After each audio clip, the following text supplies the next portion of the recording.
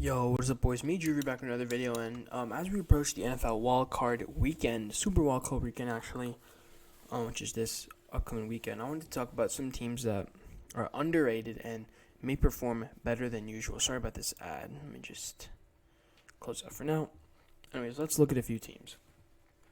Obviously, we all know the teams that made it, right? We have Jacksonville, we have Tampa Bay, Minnesota. We have Baltimore and Cincinnati. We have the Niners and the Seahawks. We have the Eagles, the Cowboys, the Giants, the Bills, the Dolphins, the Chiefs, and the Chargers. Here's some of the teams I think are very underrated. First of all, let's go to the New York Giants, right? This New York Giants team's underrated. Here's the reason I say that. Man, they have probably the number one running back, one of the top three running back currently right now in the league with Saquon Barkley. They have Daniel Jones, who's playing decent. He's not playing amazing. He's not playing bad. He's playing decent. Right? They have wide receivers such as Kenny Golladay. They have Richie James. They have Isaiah Hodgins. They have Slayton. They have some good tight ends with Bellinger. But what really, separates them is their defense. They have a pretty good defense. They have Kayvon Thibodeau. They got a bunch of other players here, Dexter Lawrence on their defense. That big. Some of them are big names. Some of them are just underrated players. They have a good kicker. They have a good punter. And overall, the Giants are a very underrated team in the playoffs. I initially took the Giants over the Vikings because I felt like this Giants roster is very underrated. Someone like Saquon Barkley can completely change the game in the passing and running as long as Daniel Jones doesn't make as many mistakes or doesn't make any mistakes at all. I think they can get away squeezing out a win. Next team that I think is underrated that people are not expecting to win is the Jacksonville Jaguars. Okay, they had a tough game last week with against the Texans. Why does this keep popping up? Let me close that. Just close these real quick. I don't want to give a promo or anything. They had a tough game against Tennessee last week, but I still think they can be a good team. Trevor Lawrence, 6'6", 213. Great quarterback. He has the ability. He can run. He can pass. He can, do a bunch of stuff. Then you have Travis Etienne, and you have JaMycal Hasty. Two great running backs. Obviously Etienne is your starting running back. He's pretty good. He can run inside. He can run outside. He can catch, stuff like that. And then JaMycal Hasty's a good power back or a speed back if you need him for that as well. Now, what separates the Jaguars from other teams is their deep wide receiving core. Let's start off with these three right here. Christian Kirk, Marvin Jones Jr., and Zay Jones. Three unbelievable wide receivers. Christian Kirk undoubtedly had the best season of his career this year. A career year for him. I think he had more than 1,000 receiving yards. Maybe I'm wrong. But he was pretty close. He had a bunch of touchdowns. He caught a clutch touchdown in the last game to close the lead. Obviously, you have Marvin Jones, who is a veteran. He's been here for 11 years, and he's been around. And then you have Zay Jones, who you can always throw to him, as well as Jamal Agnew, who's also a good wide receiver. Now, these wide receivers are really good because they give you multiple options. You have 1, 2, 3, 4. You have 4 options to throw to. And in addition, I'm also going to include Evan Ingram here. Evan Ingram can block, and he's like a wide receiver at the same time, meaning that you have Evan Ingram, Christian Kirk, Marvin Jones Jr., Zay Jones, and Jamal Agnew. You have Travis Etienne, and you have JaMycal Hasty, and you have Jamal. Sorry, I might have already said that, but you have all those 4, 5, 6 options that you can get to quickly. And rounding it up is that defense. This Jaguars defense played pretty well against the Titans. They played pretty well against the Chiefs earlier this season. I was watching that game, and they're pretty physical. They're hard hitting, and they seem to be very motivated. You have obviously you have Josh Allen, who scored that touchdown last game, right? You have Cisco. I don't know if I find him right now, but you have him as well. You have Trayvon Walker, for a former number 1 overall pick, I believe, right? Yeah. I think that was the number 1 overall pick. You have Arden Key. You have a bunch of other big names. Maybe not big names, but also underrated players that, honestly, I would not be surprised if the Jaguars beat the Chargers. I initially had the Chargers by 3, but I can easily see the Jaguars taking this game to their hands. But, first they have to shut down Keenan Allen. Another team that I can see being very underrated going into this is the Tampa Bay Buccaneers. Reason why I say this is you can never count out Tom Brady for anything, man. You can never count out Tom Brady. They're going against a struggling Dallas Cowboys team who many picked them to be Super Bowl favorites and, NFC favorites for that. You can never take out Tom Brady. He may be 45, but this is his 23rd year in the league. Obviously, we know what he can. He has 6, 7 rings, and Tom Brady in the playoffs is just someone you do not want to face.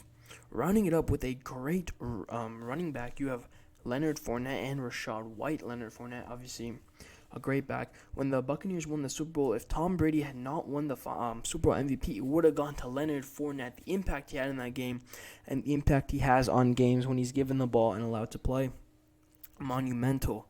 Next to him, you have Rachaad White, more of a speed back. He can run outside. He can also run inside. He can catch passes. Both these running backs can also catch passes, which is what gives them the extra boost above other running backs. Is they're pretty good in the passing game, the running game, and if these two play well and they step up, the Bucs should have a good chance.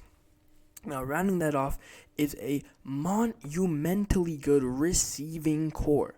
Okay, Mike Evans, Russell Gage, Chris Godwin, and Julio Jones. Now, you might be looking at me like, Russell Gage, who's that? Russell Gage is crazy. It might only be his 5th year, out of the league since being drafted, but he is good. He is a underrated wide receiver, right? That when everyone else is covered, when you have Trayvon Diggs guarding Mike Evans, you have someone else guarding Chris Godwin, he's the one that will be open. He can make a move. He can get open. He can catch the ball. Addition, you have Julio Jones. I don't know if he's going to play. Maybe he's hurt. Maybe he's not.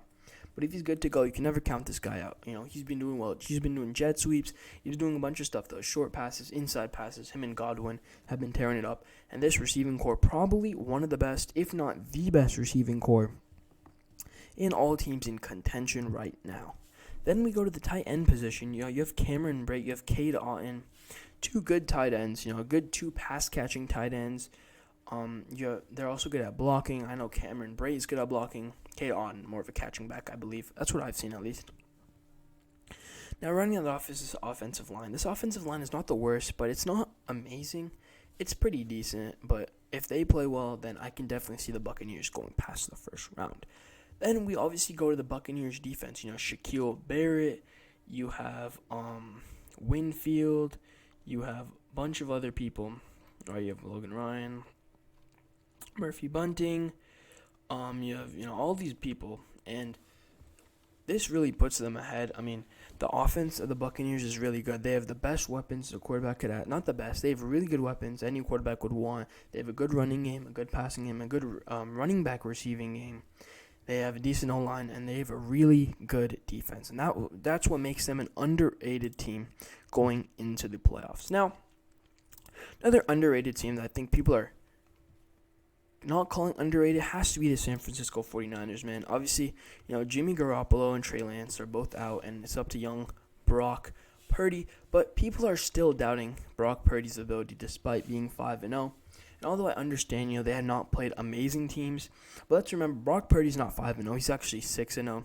5-0 is in the games at which he started. Against the Dolphins, he came into the game, and they were down 7-3, I believe.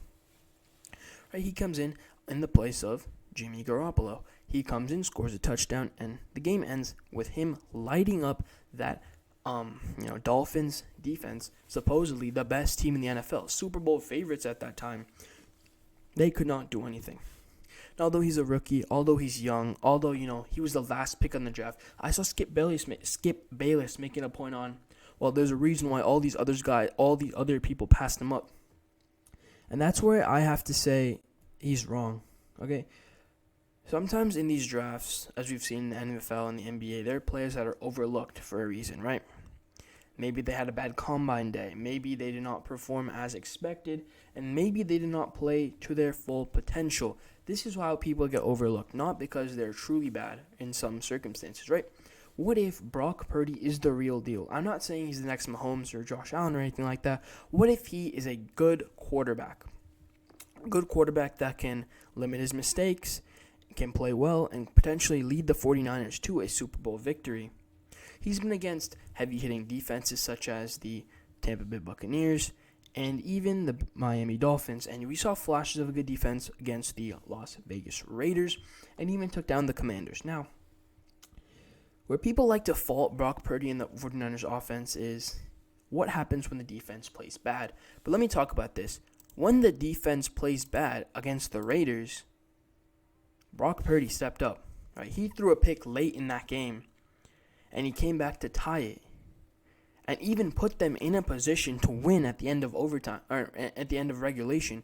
Obviously, Robbie Gould missed that field goal, but he then led them down in overtime, despite getting the ball second, and won that game for them.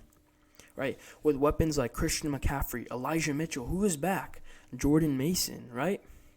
You also have Brandon Ayuk. You have Deebo Samuel, right? You have Juwan Jennings, Danny Gray. You have Ray McCloud. Now let me talk to you about Ray McCloud. He's fast. You do not want to catch him, but on a jet sweep, you can't touch him. You cannot touch him, I promise you. And it's this receiving core that's really going to propel them ahead. Okay, obviously they have Kyle Juszczyk, great fullback. He can block, he can run, he can catch. Maybe he can throw. Who knows? But then we go to the tight end position. George Kittle, Tyler Kroft, Ross Dwelley. All amazing tight ends. Even Charlie Warner, amazing tight ends. And if they're open, they'll make the catch. They will make the play. Then we go to this offensive line. At times, this offensive line has been troubled this season. But don't forget, we have Pro Bowler Trent Williams on our roster right here. Right, we have a great center, underrated center, in fact, with Jake Brendel. And we have good offensive tackles. Now, obviously, let's go to the Tudor defense, known to be number one in the league, right? You got Eric Armstead, obviously. You got Nick Bosa. You got Ebukam. You got Hyder. You got Drake Jackson. You got Omenahu. You got Jordan Willis. You got Givens. You got Javon Kinlaw. Man, I can go on. You got Aziz Al-Shire. You got Dre Greenlaw. Fred Warner. Okay, you have Dante Johnson. You have Lenore. You have Emmanuel Mosley. Hurt right now. Ambry Thomas hurt right now. Jason Verrett hurt right now. You have Mooney Ward. Great corner. Probably the best on the team right now. You have Jimmy Ward. Think he plays safety? Maybe plays corner. You have Hufanga. Great. You have Gibson. 2 picks the other day. Right? You have Womack. Then you have Robbie Gould and Mitch Wishnowsky, who should be the Pro Bowl kicker, by the way. I don't know why he's not. But anyways. Right? The fault of the 49ers defense is having a rookie quarterback and what happens when the defense does not step up. Fortunately for all those haters against the Raiders, they showed both of these. The defense did not play well that game, except for that overtime possession. Nick Bosa led the charge, and Brock Purdy came down in the fourth quarter after throwing that pick, led them down, tied the game. Raiders came back. Obviously, took the lead. Raiders came back, put them in a position to win the game. He missed the field goal. Okay, we got the ball back in overtime. Second, by the way, led them down for the field goal. This just goes to show, man, like, no matter what happens, man, these teams are overrated. These teams are underrated, sorry. These teams are underrated, okay? I'll show you those teams again. Jacksonville Jaguars, the Tampa Bay Buccaneers, the New York Giants, and the San Francisco 49ers. 4 teams to watch out in the playoffs. I'm not going to do predictions, okay, for the playoffs. I do not want to do predictions. Some of you can probably guess why, but I'm just not going to, man. I'm just not going to do it. But I predict that the Jaguars will upset the Chargers this Saturday. Anyways, make sure you leave a like and subscribe if you're brand new on the video, man. Make sure to go check out the Twitch link in description. Go follow over there. We got streams on the weekends, streams during the games, Niners, Warriors, and college, other stuff like that. Make sure you like and subscribe. Madden content coming soon. At the end of the day, it's me, Drew, out, boys. Peace.